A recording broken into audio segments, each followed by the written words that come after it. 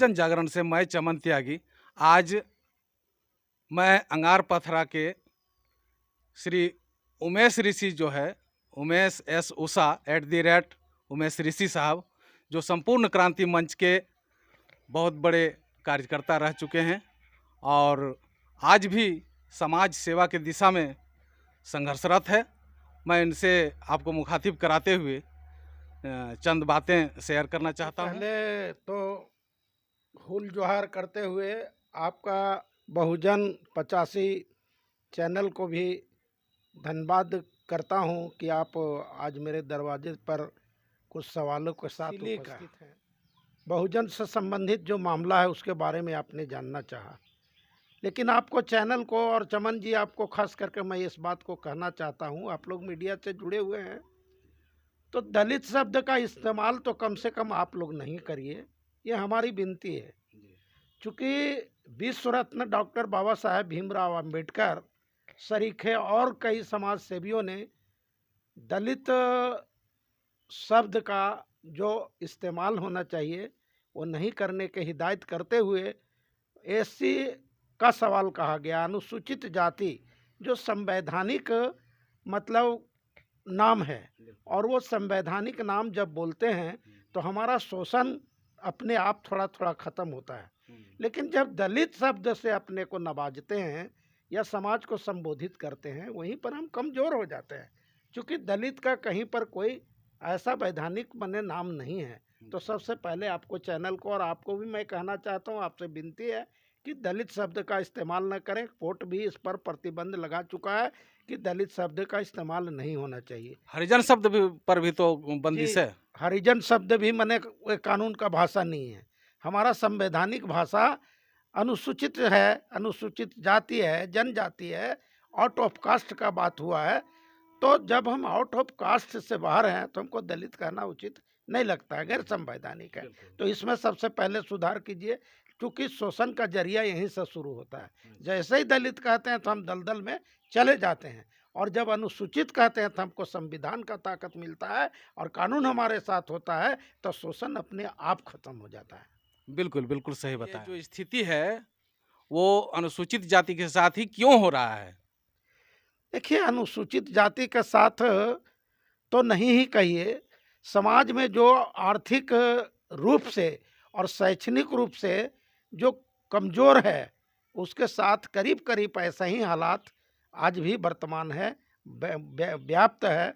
लेकिन उसमें अनुसूचित जाति के जो लोग हैं, शिक्षा के अभाव में, सामाजिक कमजोरी के अभाव में, आर्थिक कमजोरी के अभाव में, धन के अभाव में, शिक्षा के अभाव में, ये सब देखिए। आपको चैनल को मैं बताना चाहता हूं कि किसी विशेष जात का मैं पक्षधर तो नहीं रहा हूं, और नहीं तो मैं हूं, क्योंकि मैं उस शख्सियत का शिष्य हूं, लोकनायक जयप्रकाश नारायण का मतलब शिष्य हूं, जिन्होंने बिना जात, बिना पंथ, बिना धर्म का संगठन चलाया, जिसका नाम था छात्र युवा संघर्ष वाहिनी। और शोषण विहीन समतामूलक समाज निर्माण के लिए ये मजहब धर्म यदि आता है तो वो आगे नहीं बढ़ेगा समाज।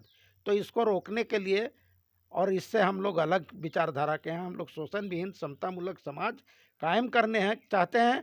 तो हम लोग किसी पंथ और मजहब का चूँकि नहीं करते, किसी भी धर्म का काउंटर अगर धर्म से करेंगे तो वो विवाद बढ़ेगा।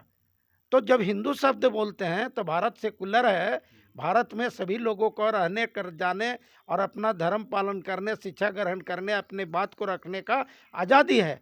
तो हम एक पंथ का बढ़ावा नहीं देते हैं। अगर हिंदू राष्ट्र बोलते हैं, इस राष्ट्र में अनेकों जातियां, अनेकों समाज हैं, अनेकों तरह के लोग हैं, तो सब की बात को ध्यान में रखते हुए हम हिंदू राष्ट्र के पक्ष में नहीं हैं, समाजवाद राष्ट्र भारत के पक्ष में है। और भारत का संविधान किसी के एक कास्ट के बारे में बड़ाई नहीं करता है, इसलिए हम ऋषि साहब, ये आप जो है सो भारत मुक्ति मोर्चा से बिलोंग करते हैं।